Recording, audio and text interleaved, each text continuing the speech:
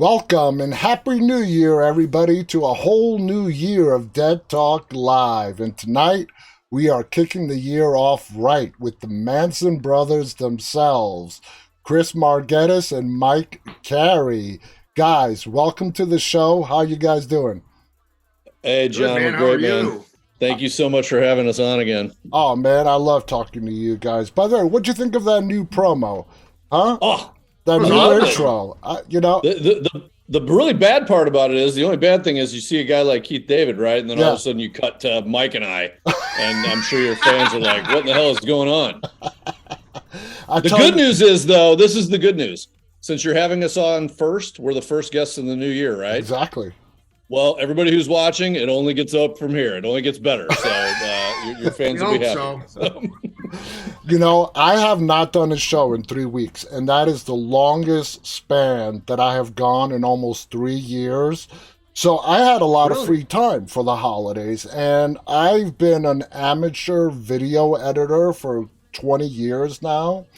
So not being rushed or anything, I just sat back and I created that intro. I created some promos. It's funny how much you actually enjoy your job in creating when you're not pressured to do so, you know? I couldn't agree more. You know, when you don't have that rush or that, deadline and you can just sit back and create, it's just phenomenal. So, Well, you guys... we have a saying. Chris and I have a saying, and it's never force a joke. And that's the same with creating anything. If you force it, It's going to be shit. Yeah, it's tough. It's going to be That is shit. definitely tough. Now, you guys are the stars of the Manson Brothers Midnight Zombie Massacre. The last time we spoke, it was before it premiered. The movie was named as one of the top horror movies in 21 by JoeBlow.com. Congratulations on that. I mean, Thank you. that is a great mention right there. And now you guys have been very good to us. And now you guys have your own YouTube show called The Manson Brothers Show. And before we even go into talking about it, let's give viewers a little taste by just watching a little short clip from your latest great. episode where you guys break down The Exorcist. So let's check this out. Anyway, Fendi, they find the statue of Pazuzu. And Pazuzu is only like this big. No, I think he's really big in the Middle East. From a size perspective? Or Yeah, from a- no, I think it's a big statue they uncover it. Or maybe it just looks that way. I don't know. Either way. I'm just going to throw this out there. Pazuzu shows up in a bunch of movies He does? and a bunch of shit. What is going on with Pazuzu? Oh, now, okay, that's hysterical. I love the interaction between you guys.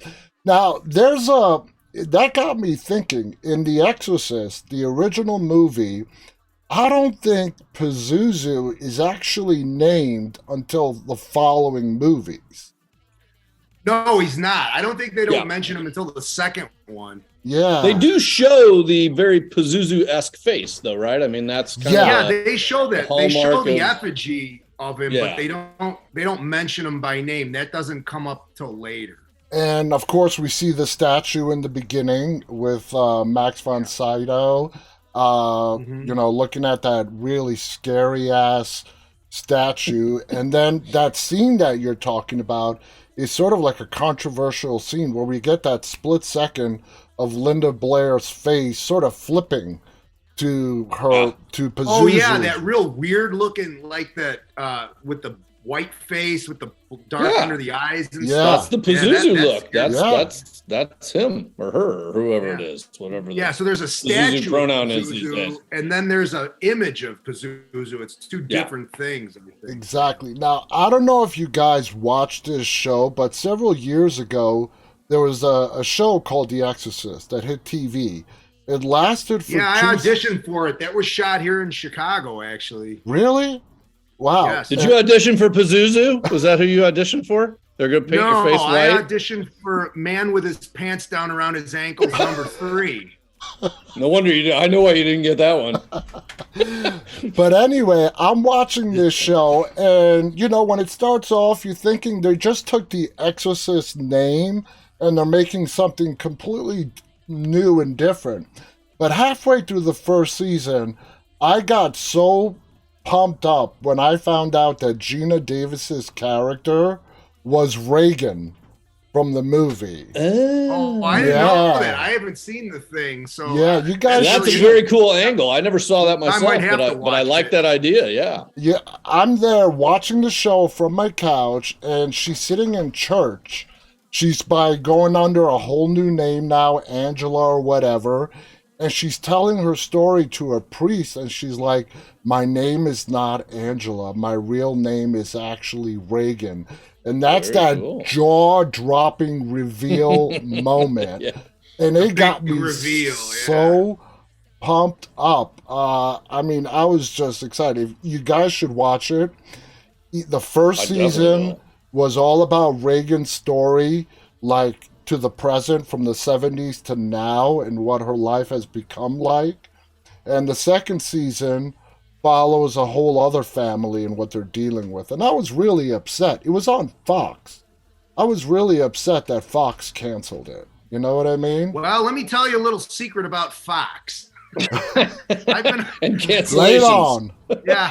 I've been on a number of Fox TV shows as an actor, and Fox has a really bad habit of canceling things before they're able to get a grip with an audience. Exactly. Some shows take a little more time, like I'll give you a good example, like Homeland or Game of Thrones. That took at least like half the season for me to sort of get invested in it. Absolutely. And there's a saying here, if Fox produced Seinfeld, it would have been canceled the first season. That would have been it. They don't give anything a chance at all. Yeah. Or as my wife likes to say, I've killed more TV shows here in Chicago than a power outage. So. And I don't know what's going on with these studios. I mean, it feels like they have to produce a hit show in the first episode. And that's just not them. That's just not possible. I think it's like that a lot in the film side too, because I mean, if you guys remember when we were kids, and not even kids, I mean older, Titanic ran for what, a year and a half. Indiana Jones ran for, multiple years. Those kind of things. Those movies ran forever, and now you make all your money on the opening weekend, and that's how they base the success of a film, or a failure. Which, exactly. I mean, if you pull back the focus on that a little bit, that goes back to also the instant gratification that we have with everything these days.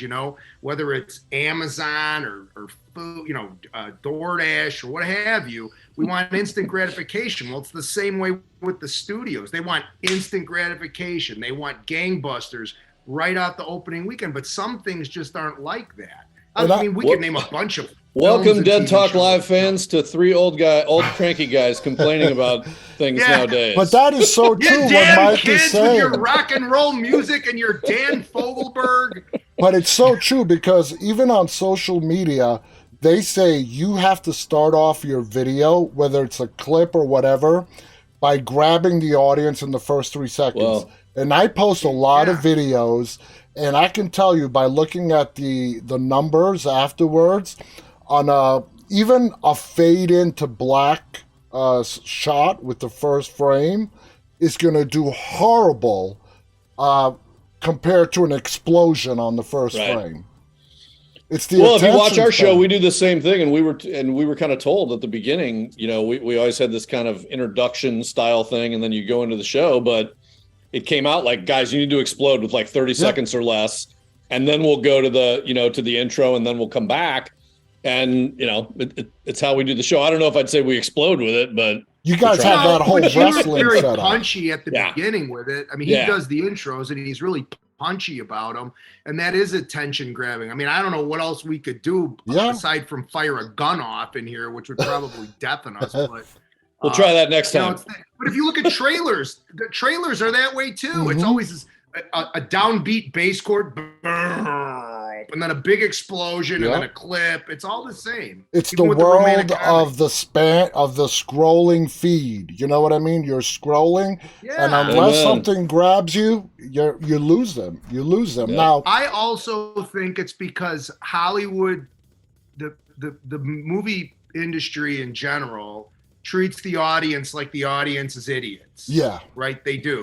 So Yeah. they've come up with this manufactured thing that, oh, if you don't do this, you're not going to get a lot of viewers or whatever. And I think that that's been a forced narrative, right? I think if you went back to the old way, you would get just as many viewers. They would learn to like let it breathe a little bit. Exactly. Let it breathe, man. And now I think a big part about I'm sorry, I just want to add on to what Mike said. I think a huge part of it, especially in our world with horror films and things like that, and everything you discussed, John.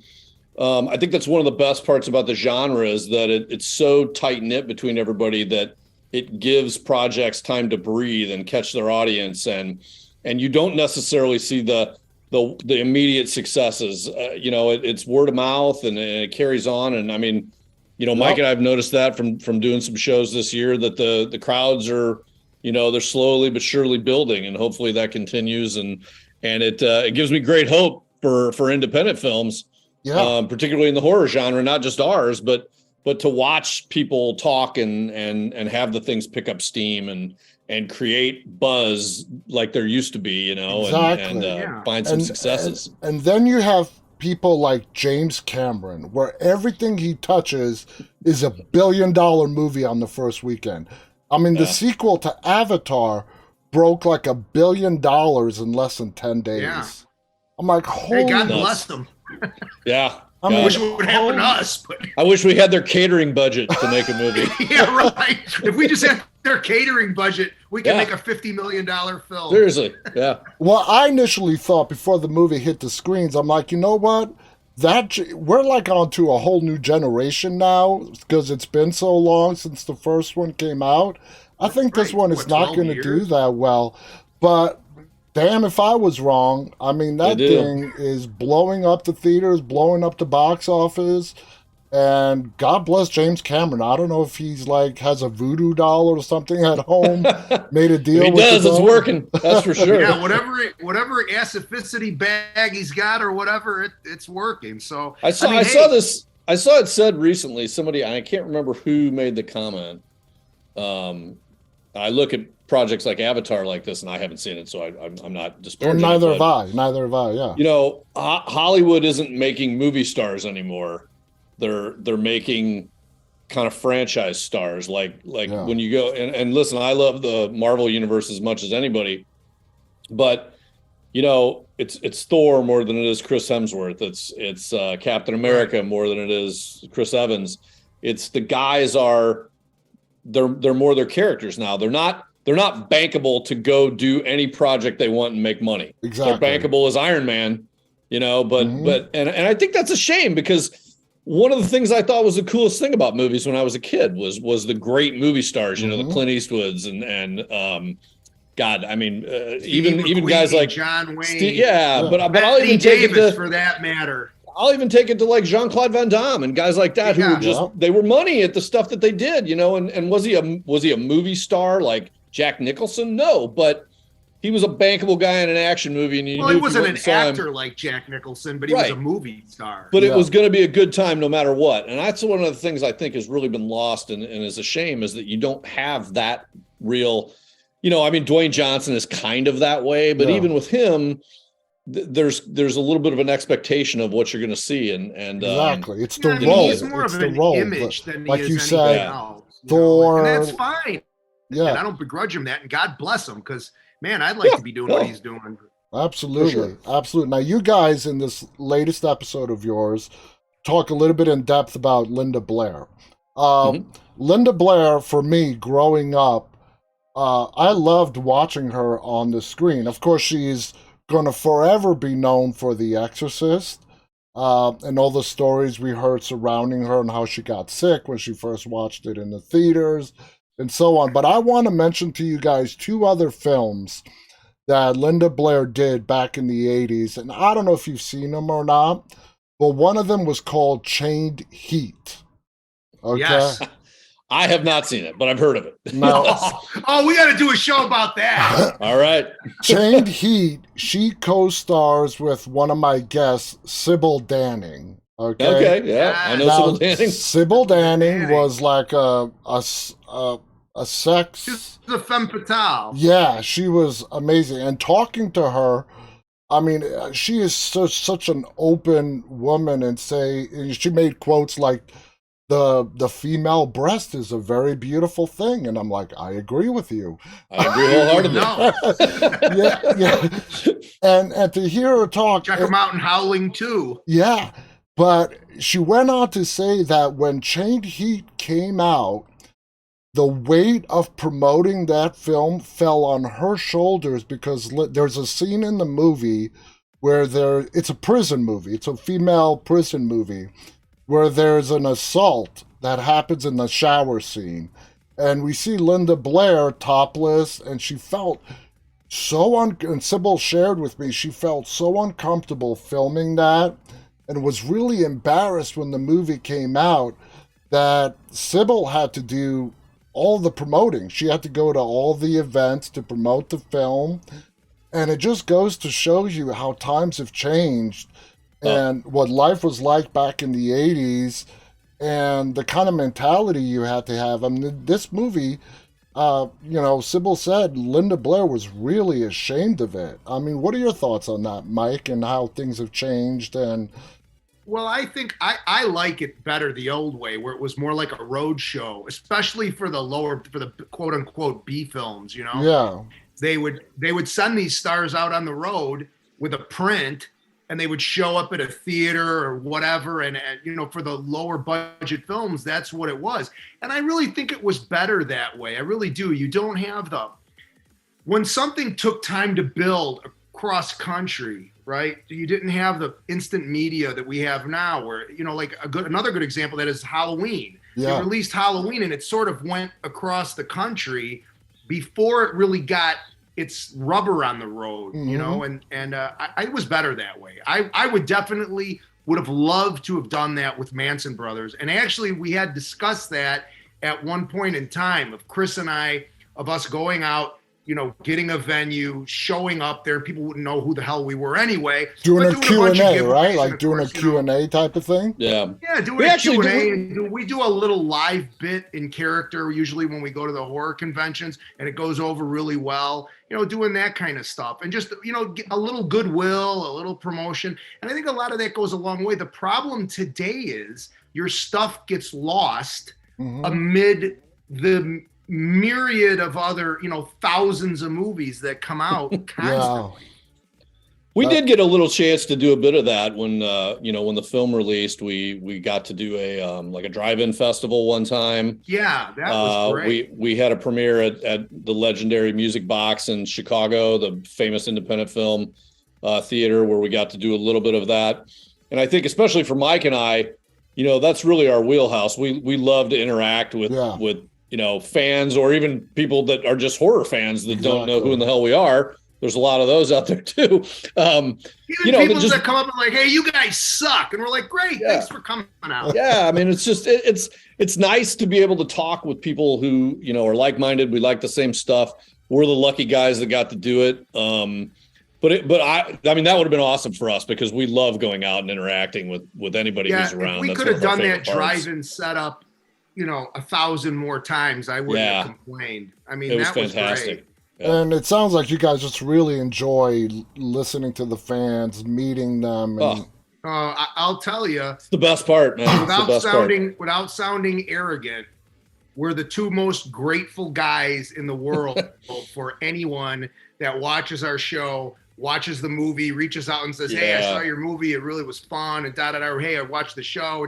We love that. I mean, we are so happy to get feedback, and we interact with people all the time on social media and whatever. And that's really the worth doing it. Exactly. It's fun. It's actually been a fun part about the YouTube show too, because we do get a lot of responses, and they're not all 100% positive. But we respond to everything, and listen, if somebody tells us we suck, that's okay. Not everybody's going to love it, I'm happy to hear the critiques and everything that goes on. My wife thinks we suck. It's interesting with the YouTube show because we're in character. We're not what you're seeing right now. I mean, it's been quoted before that aren't we always in character, but we're not. And so sometimes there's kind of that line where we have to say, hey man, this is Stone Manson talking about this, not Chris. Exactly. But yeah, that is the absolute best part, is getting to talk to people who again love the genre. Talk about other movies that we both like, right? I mean, like that's one of my favorite things, or scenes fans in the film. Yeah, we are. I mean, that's been the best part. Fans, and we love talking to other people because they speak our language. I mean, we're all fans, or we wouldn't be sitting here, right? It's the same reason why, John, I turned into your show to watch when people I know are on there, and I want to hear about things from the film. I mean, I find that to be one of my favorite takeaways from the entire last year. Came from your show, and it was, we had been bandying around the idea of being on a streaming service, and to us it felt like the place where movies go to die, right? Where when it's free and that kind of thing. And I was listening to I can't remember his name. He was from Terrifier. He plays Art the Clown. And he actually said, their movie really picked up traction when they went to Netflix, when they went to the place where you wouldn't think that would be it, because that got the most eyeballs on it. Exactly. And, to me, that was a really eye-opening moment. And had I have not watched your show, to see somebody in a film that I had watched, I would have never found that out. I think that really turned our heads about that. Yeah, absolutely. Right now, as far as our movie is concerned, we're just trying to get exposure on it. Mm-hmm. And, as much, it was on Tubi for a while, and I think it got a lot of play on Tubi, which was great. We'd love to go on Netflix, if you're listening. But we're happy. Well, I've got some connections. I'll stand on the corner. There you go, John. There you go. I'll tell you what, though, but YouTube, what most people don't realize is it's like the top video streaming platform. Really? More than Netflix and anything. Yeah. Billions of people tune into YouTube.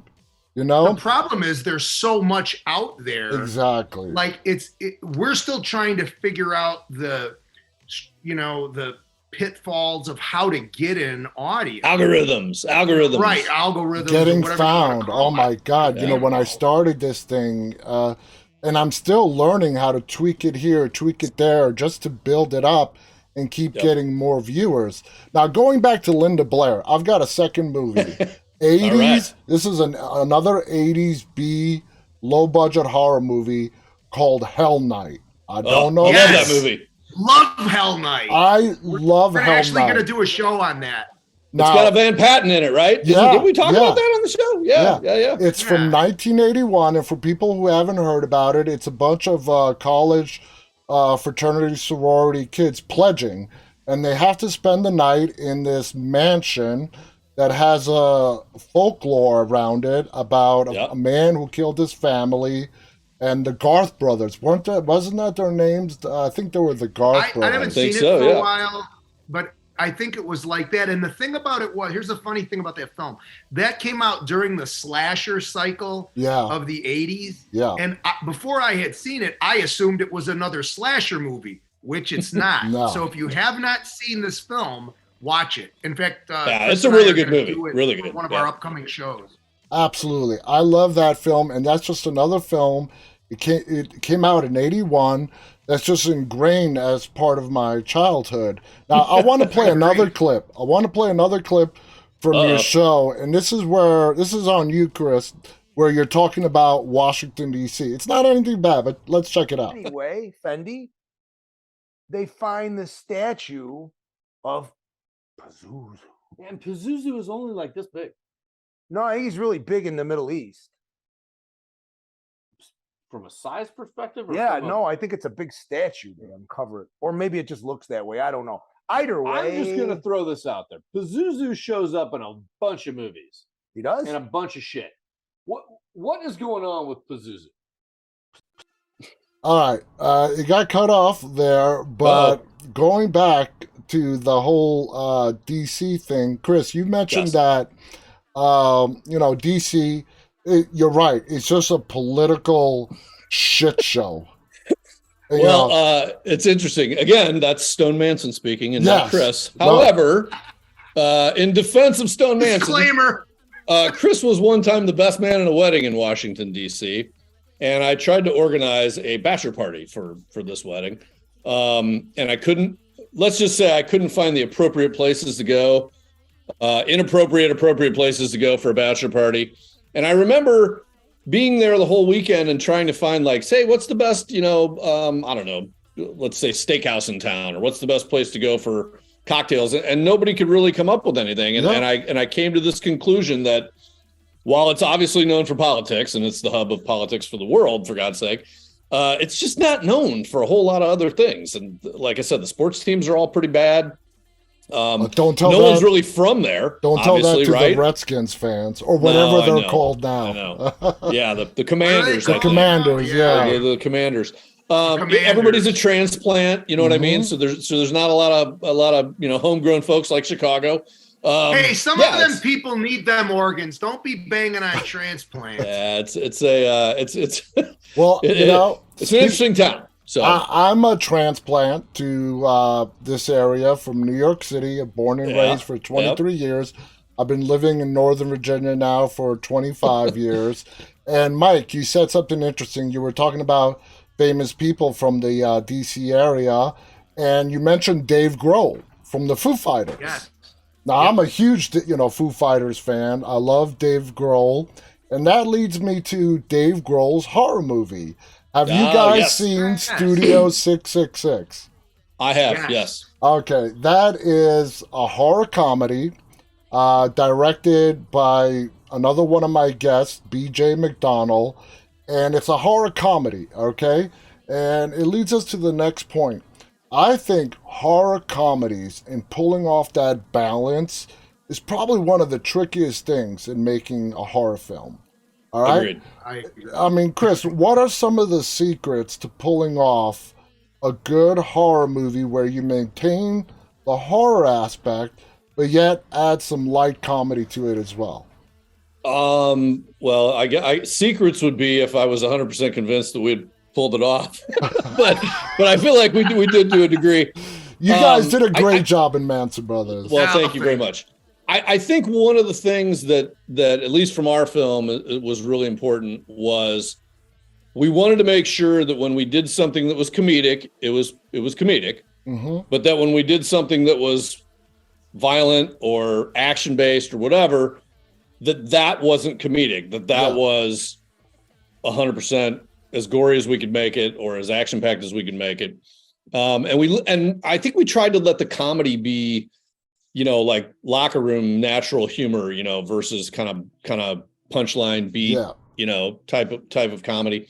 So I feel like that was, at least for ours, a big part of it. I just saw another horror comedy movie last week called Bloody Hell.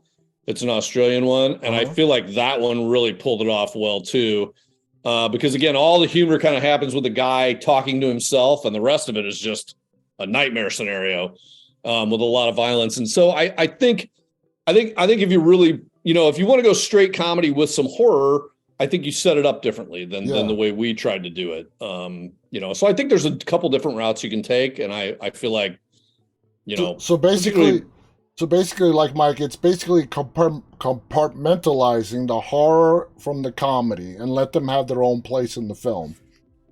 I think I'm trying hard to get this out and explain it the way I think it in my head. But the way that I see it, and this is not just with our film, but of other films I've seen that have been able to pull it off, and some of them unintentionally. There have been some very, very serious hardcore horror movies that have had very funny moments in them, and I'll give you one. In the original Texas Chainsaw Massacre, arguably, that's one of the greatest horror films, at least of the 70s. And it is not a comedy by anyone's perspective, right? Yeah. There's a scene where the older guy, the older family member, is coming home with the hitchhiker guy after Leatherface had cut the door apart, and he's bitching at him, and he goes, "Look what your brother did to the door." I mean, it's hysterical. It's hysterical. And I think the trick is that the the actors in the scene have to play it 100% straight and not wacky. Yeah. No matter what their character is, they have to play that character and not like go off the reservation with the comedy. So that way you have funny, like Chris said, and then when something serious happens, it's shocking. And we tried to do a couple of those things in our film. We had something really funny happen, and then 5 seconds later, something where the audience goes, yeah. And I love that particular part because every time I watch it with an audience and that happens, I go, oh, we got him, Yeah. And I think that's really the trick. And to create the comedy with the characters, not create the comedy with the situation. The characters in and of themselves are funny, right? Look at Reanimator. Look at I was Evil actually Dead. going to mention that. Like, I consider that. Reanimator to be kind of a horror comedy, and part of it is because of the lunacy 100%. factor. I think that's the perfect example. I mean, anybody would look at that and say, "Well, that's a horror movie, man." There's 55-gallon buckets of blood in every single scene. But if you really take it to an extreme, it does kind of turn into a comedy. Absolutely. I'm going to tell you, Goodfellas is a comedy. Yeah. That's not a horror movie, though. Goodfellas is a comedy. I watch Goodfellas, and I challenge you not to find funny moments in that movie. Oh, absolutely. Well, Joe Pesci. Just the dialogue with De Niro and all the other Goodfellas. The term Karen was created from that movie. So, Exactly. Oh, man. Goodfellas is one of my favorite gangster movies of all time. Well, one of the real quick, just to close on this one, when Chris and I started the process, when we decided we were going to do this, I called him up and I said, listen, I got an idea. Here's the thing. No matter how absurd the situations get in the film, we're going to play it straight. Yeah. Like 100%. Even though our characters are funny, right? They're funny. He's funny because he's an alcoholic, degenerate gambler. And my character's funny because he's an idiot. But who doesn't know that he's Spanish? Nature. We don't break the character, right? And not only does he not know Spanish, he doesn't even know what Spanish is. Right. Exactly. He doesn't know what Spanish is, and I think that you have to approach it seriously. If you approach it seriously, then the comedy's way funnier. Yeah. It's not funny when we go, okay, here comes the punchline, right? Bang. I think they pulled that off with Studio 666 because I liked it. I didn't feel like they played it for the comedy, but like they did good. The kills were outstanding. Oh yeah. And a couple of them were very comedic, which I thought was in a good way. I'm noticing. But I thought they did a really good job with it. Me too. I'm noticing an uptick in the amount of horror comedies coming out. Is that because there's a demand for them? I hope there is. Yeah. Yeah. I don't know. I mean, I think, ours, to be quite honest, ours did not start off as a comedy. No. But people read the script and were like, man, we were laughing our ass off. And we're like, seriously? Like, we would write some funny parts. I mean, even the opening again, where the brothers scene, talking to each other. The opening scene where you go into the story with the father, these redneck trailer, middle of the desert. Well, that came after. Well, that came after production. Believe it or not. We had to shoot that post production because. So here's some inside baseball. We had shot all these. Work. Mike and I did like a half a day of still photography where it's leading from the Mansons in their 20s all the way up, and then there's mug shots and there's paparazzi photos of us getting arrested and all this other stuff where it leads to the downfall. And Max called us about a month after, Max Martini, our director, after we shot, and he's like, "It's just not working. What do we do?" And God bless Mike, he ripped off that scene. And they shot it. We decided to put it in a comic book world, which kind of gave us an out to do whatever. Well, wait a minute. Hang on. In fairness, that was Max's idea. Yes, it was. It was Max's idea for the comic book and the trailer park people. And I did write it, but it was. But you banged out the script in no time.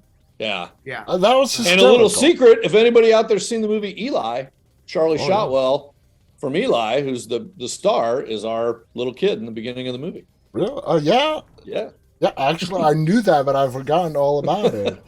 That's another great movie right there, Eli. Yeah. And another great horror comedy that's recent as well that's on Shudder is called Deadstream, about a live streamer on YouTube who's willing to do anything. And the last thing he has not done yet on his bucket list is stay at a haunted house. So you can imagine how wrong I'm sure that it's good.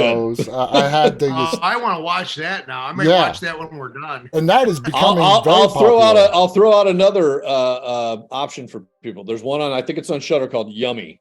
And Oh, it's I haven't about heard of that one. these Oh, people yeah. who go to this Eastern European hospital to get plastic surgeries, Uh-huh. and the people become zombies, and it's awesome.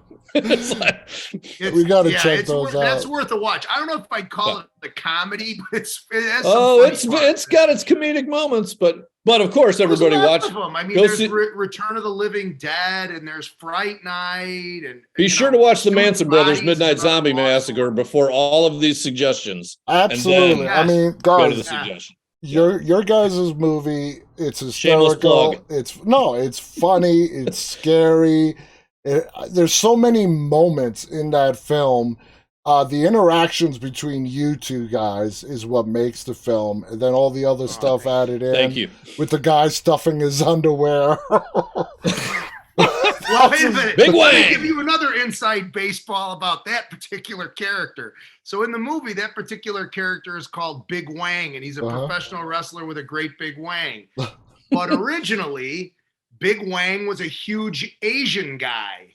But Yeah. we couldn't find a huge Asian actor to play the part. Oh my So god. we had Yeah. to make him. So Max said, let's just make him a guy with a big wang.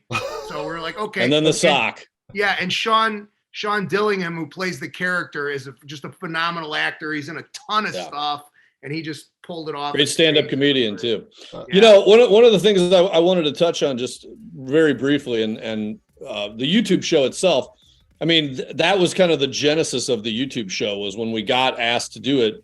You know, the guys at Joe Blow have been great to us, and they, you know, highly ranked our movie. And later on, as we kind of developed a little relationship going forward, they, you know, asked us if we'd be interested in doing a show. But the one thing they wanted us to do was have it be in character, Yeah. because they wanted that constant interaction. Yeah, I totally. I Bone mean, and Skull, you know, to be the basis for it. And it's Exactly. been a lot of fun. exactly, and it's great. fun seeing you guys, you know, in character. In the last episode, Mike, you're wearing the Fez hat because of the Middle that's East. what you do in the Middle East. Chris has one too, but he forgot to I bring do. it. I forgot it. My son uses it to keep all his not credit cards, but gift cards in it, so I couldn't take it from him. You know.